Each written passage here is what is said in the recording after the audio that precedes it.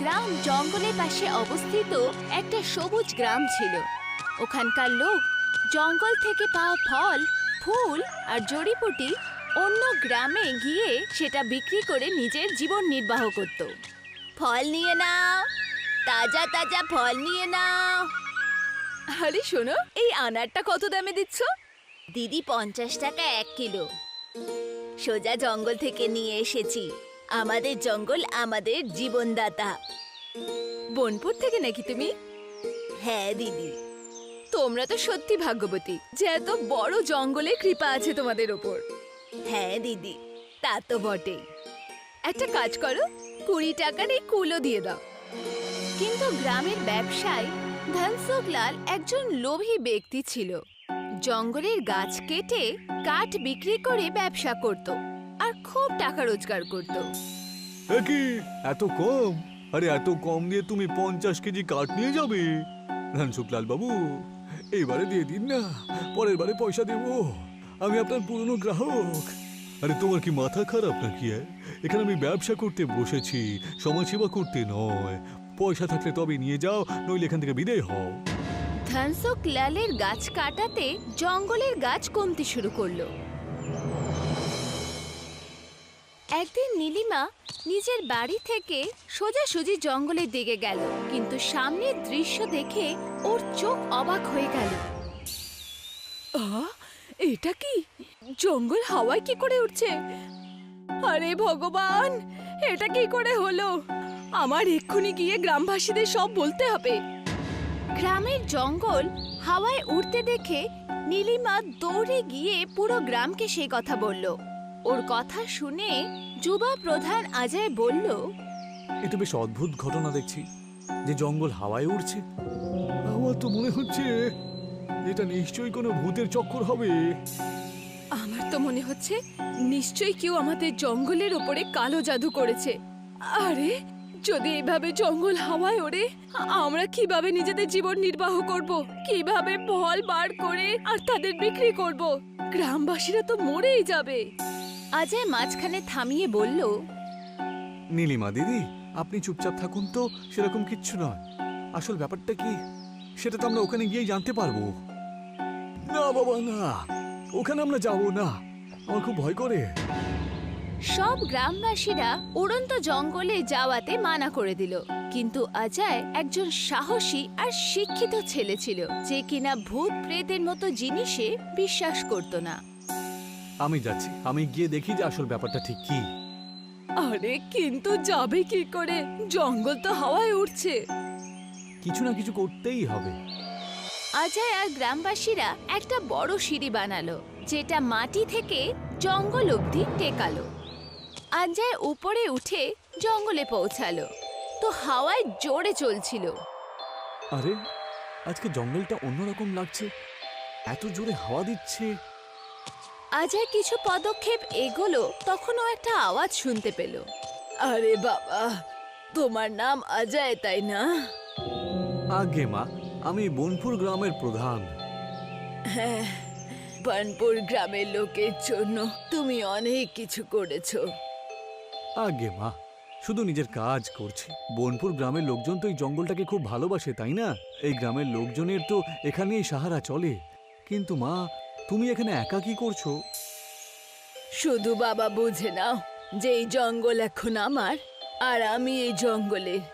আমার পরিবারের মানুষ এই পৃথিবীতে আর নেই। এই বয়সে কাজ কিভাবে করব?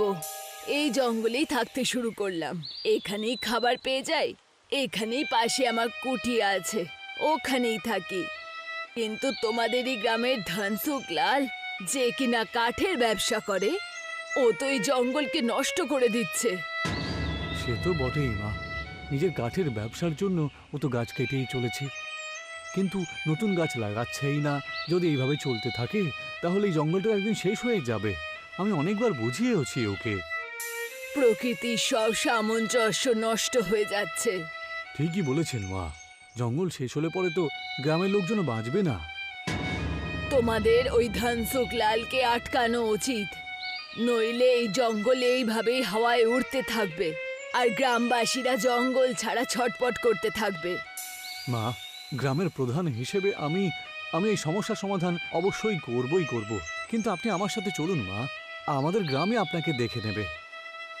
না বাবা, তুমি যাও, শুধু আমার জন্য এইটুকু করো যে ওই ধনসুখ লালকে গিয়ে বোঝাও, না হলে এই জায়গা শেষ হয়ে যাবে। অজয় যখন গ্রামবাসীদের এই কথা বলল, তো গ্রামবাসীরা সোজা ধনসুখ লালের ঘরে পৌঁছালো। কিন্তু ধনসুখ লাল মানা করে বলল, আরে আমি আমার ব্যবসা যদি বন্ধ করে দিই তাহলে পয়সা রোজগার করব কি করে? আমি কি ভিখারি হয়ে যাব নাকি? আরে ভাই, ব্যবসা বন্ধ করতে কে বলছে তোমাকে? আমরা শুধু এইটুকু বলতে চাইছি যে তুমি গাছ কাটা একটু কম করে দাও, আর সাথে অন্য কোনো কাজ শুরু করে দাও। আর যত গাছ তুমি কাটবে তার দ্বিগুণ গাছ জঙ্গলে লাগিয়ে দিন আপনি। দেখুন ধনসুখ লাল বাবু, আপনি যদি এমনটা না করেন তাহলে গ্রাম বাঁচবে না, তাই না? আপনি ব্যাপারটা বুঝুন। নতুন কাজ শুরু করাতে আমি আপনাকে সঙ্গ দেব। আমরা জঙ্গলে যে জড়িবুটি আর কন্দমূল রয়েছে সেগুলো বাজারে বিক্রি করে ভালো পয়সা রোজগার করতে পারি, তাই না? এই জড়িবুটি আর কন্দমূল দিয়ে ওষুধ তৈরি হবে, এতে ভালো পয়সাও পাওয়া যাবে। অজয়ের বোঝানোর পরে ধনসুখ লাল এই ব্যাপারটা বুঝলো।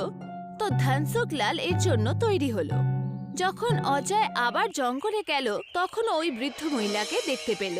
এটা জেনে খুশি হলাম যে ধনসুখ লাল গাছ কম কেটে নতুন চারা লাগাবে। আমার মনে হয় এখন জঙ্গলের আগের মতো হতে কোনো সমস্যা হবে না।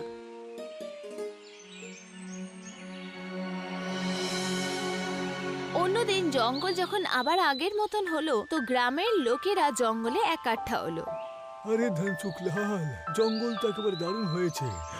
আপনি আর অজয় মিলে এখন কাজ করতে পারেন। আরে হ্যাঁ, এরা তো নিজের কাজ করবে, কিন্তু আমাদেরকেও তো আবার নিজের কাজ করতে হবে। দুদিন হলো এক কানা করিও রোজগার করিনি। আরে নীলিমা দিদি, আপনি কেন এত চিন্তা করছেন? এখন তো সব ঠিক হয়ে গেছে, তাই না? ধনসুখ লাল আর অজয় একসাথে মিলে জঙ্গলের ওষুধ, জড়িবুটি আর কন্দমূল শহরে একটা ওষুধের কোম্পানিতে বিক্রি করত। টাকা দিতে দিতে অজয় বলল, ধনসুখ লাল, আমি বলেছিলাম না আপনার বিশাল লাভ হবে। হ্যাঁ ভাই, একবার দেখো না, এই কাজটা এত ভালো হচ্ছে যে আমি কখন ভাবিনি, জানো তো। ধনসুখ লাল, জঙ্গলকে সবসময় সম্মান করো। আপনি একটা কাজ করুন, এই যে কাঠের ব্যবসা রয়েছে না, এটাকেও বন্ধ করে দিন। যত আমরা জঙ্গলকে রক্ষা করব তত জঙ্গল আমাদেরকে বাঁচাবে, তাই না? তা একবার ঠিকই বলেছো তুমি। ধনসুখ লালের বিশেষ লোক ভীমা কন্দমূলের জন্য মাটি খুঁড়ছিল। তো ও একটা হাঁড়ি পেল যার মধ্যে খাজানা ছিল। ভীমা হাঁড়ি নিয়ে ধনসুখ লাল আর অজয়ের কাছে এলো। যখন ওরা দুজনে বটগাছের নিচে কথা বলছিল, মালিক, মালিক, এই দেখুন এটা কি? আমরা গুপ্তধন পেয়েছি যখন খুঁজছিলাম তখন। আরে বাহ, এত সোনা আর চাঁদি রূপো, আমি এগুলো বিক্রি করে বড় লোক হয়ে যাবো। ধনসুখ লাল, আপনি এটা কিরকম কথা বলছেন? এই ধন আমরা জঙ্গল থেকে পেয়েছি, এর উপরে কারোর কোনো একাত্ম অধিকার নেই। আমরা জঙ্গলে আরো বেশি গাছ লাগাবো, তাহলে গ্রামের রাস্তা, সরকারি স্কুল আর জল এসব কিছুর ব্যবস্থা করব, তাই না? মানে তুমি এগুলো নিজের বাড়ি নিয়ে গিয়ে এগুলো দিয়ে কিছু গুপ্তধন নিজের কাছে বের করে নেবে, তাই তো? ধনসুখ লাল বাবু, এটা না ধন আমার বাড়িতে যাবে না কিনা আপনার, এটা জঙ্গলের আমানত, এটাকে এখানেই থাকতে দিই না। অজয়ের কথা শুনে লোভী ধনসুখ লাল তখন তো চুপ থাকলো, কিন্তু নিজের বাড়ি আসার পর ভীমাকে বলল, ভীমা, ওই কলসির মধ্যে থাকা গুপ্তধনের চিন্তাধারা এখন আমার মনের মধ্যে ঘুর ঘুর করছে, জানো তো? কি যে করব। আরে কি আর করবেন মালিক, আজকে রাত্রি গিয়ে কলসিটাকে চুরি করে দেব আর বলে দেবো যে চোর চুরি করেছে। কার সাহস হবে যে আপনার দিকে আঙুল দেখাবে, তাই না? ওই কলসিটাকে আমি নিয়ে নেব, আজকেই ওই কলসিটা আমি নিজের কবজায় করে নেব। চাঁদনির রাতে জঙ্গলে কিছু আওয়াজ হলো।